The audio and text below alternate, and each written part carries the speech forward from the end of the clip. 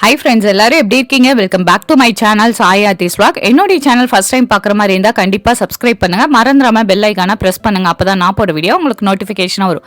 இன்றைக்கி நம்ம சூப்பரான ஒரு ரெசிபி தாங்க பார்க்க போகிறோம். எப்பவுமே ஒரே மாதிரி நம்ம 65 பண்ணாமல் இன்றைக்கி க்ரீன் சிக்கன் 65 தாங்க பண்ண போகிறோம். அவ்வளோ சூப்பராக இருந்தது.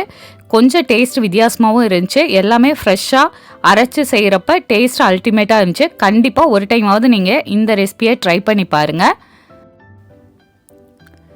பச்சை மிளகாய் 4 எடுத்துருக்கேங்க, கருவேப்பிலை ஒரு கொத்து, பூண்டு ஒரு 6-7, இஞ்சி ஒரு துண்டு, புதினா கொஞ்சம், ஒரு கைப்பிடி அளவு மல்லி இலை ஆட் பண்ணியிருக்கேன்.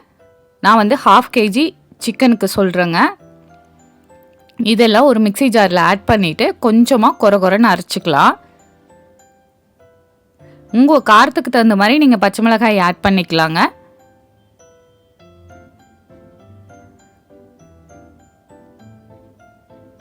தண்ணி ஊற்றாம கொஞ்சம் கொரன்னு அரைச்சிக்குங்க.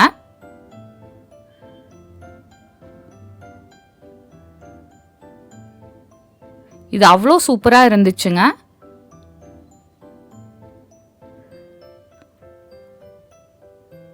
கரம் மசால் பொடி 1/2 ஸ்பூன் ஆட் பண்ணிக்கிங்க.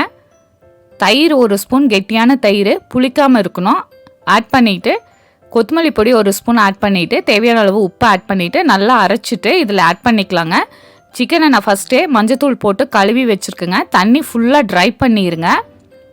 இது கூட வந்து 2 ஸ்பூன் கார்ன்ஃப்ளவரும் 1 ஸ்பூன் வந்து அரிசி மாவும் ஆட் பண்ணுறேங்க. நான் பெரிய ஸ்பூனில் தான் ஆட் பண்ணுறேன், கார்ன்ஃப்ளவரும் அரிசி மாவும்.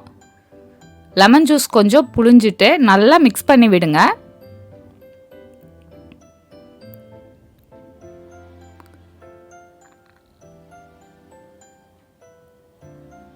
பாருங்கள், நல்லா மிக்ஸ் பண்ணியாச்சு. ஒரு 20 மினிட்ஸ் லிட்டை போட்டு மூடி வச்சுருங்க. நல்லா ஊறட்டும். தண்ணி இல்லாமல் இருக்குது பாருங்கள், இந்த மாதிரி நல்லா மிக்ஸ் பண்ணி வச்சுக்கோங்க. 20 மினிட்ஸ்க்கு அப்புறம் ஒரு பேனில் எண்ணெய் ஊற்றிருக்கேங்க. எண்ணெய் சூடானதுக்கப்புறம் ஒன்றா போட்டு நம்ம பொரிச்சு எடுத்துக்கலாம். இந்த சிக்கன் வந்து கொஞ்சம் கூட ஆயில் இழுக்கவே இல்லைங்க. நம்ம ஒரே மாதிரி சாப்பிட்றதுக்கு கொஞ்சம் வித்தியாசமாக இந்த மாதிரி ட்ரை பண்ணி பாருங்கள், அவ்வளோ டேஸ்ட்டாக இருந்துச்சு.